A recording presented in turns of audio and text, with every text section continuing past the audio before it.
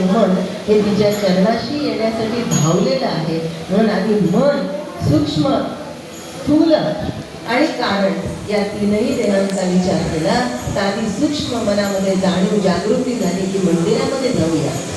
आणि मन इथे एकाग्र झालं, तिच्या नाद गुंततोय, तिचा ध्वनी गुंततोय आणि या ध्वनीमध्ये मला एकाग्रता मिळते, मला कुठेतरी आनंद मिळतोय. मग हा आनंद सुख वाटे मज आज. सुख कशाला मिळतं? आधी मनाला मिळतं आणि मग देहाला मिळतं. शब्द बघा, सुख आणि दुःख ख कॉमन आहे. सु म्हणजे इंद्रियांना अनुकूल आणि दु म्हणजे इंद्रियांना प्रतिकूल. जे इंद्रियांना अनुकूल होते त्याच्यातून आम्हाला सुख मिळतंय. पण हे सुख केव्हा मिळतंय? जेव्हा आम्ही तिच्या दरबारामध्ये आलो, तिच्या नावाचा ध्वनी गुंततोय तेव्हा होतोय. आणि हे सगळं करत असताना आमचं मन आतुरलेलं आहे. बघा, खूप गर्दी आहे.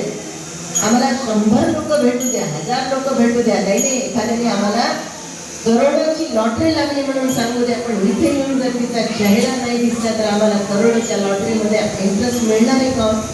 नाही. आम्हाला तिचा चेहरा बघायचा आहे, आम्हाला तिचं मुख बघायचं आहे, आम्हाला तिच्यामध्ये मला बघायचं आहे. कसं बघायचं आहे? कारण तिने दिलेली दृष्टी आहे. एक म्हातारी होती, आंधळी होती बिचारी, आणि वाटा काढत काढत काढत ठेचकाळत चाललेली होती पुढे पुढे पुढे. एक जण म्हणाला, अगं म्हातारे, एवढ्या गर्दीतून ठेचकाळत यायला लागली, समोर समोर चालली, तुला काय देवी दिसणार आहे? देवी दिसणार आहे तुला? ती म्हणाली, बाबा मला देवी नाही दिसली तर चालती रे. जिनं मला इथं आणलंय तिला मी दिसले म्हणजे बस झालं ना.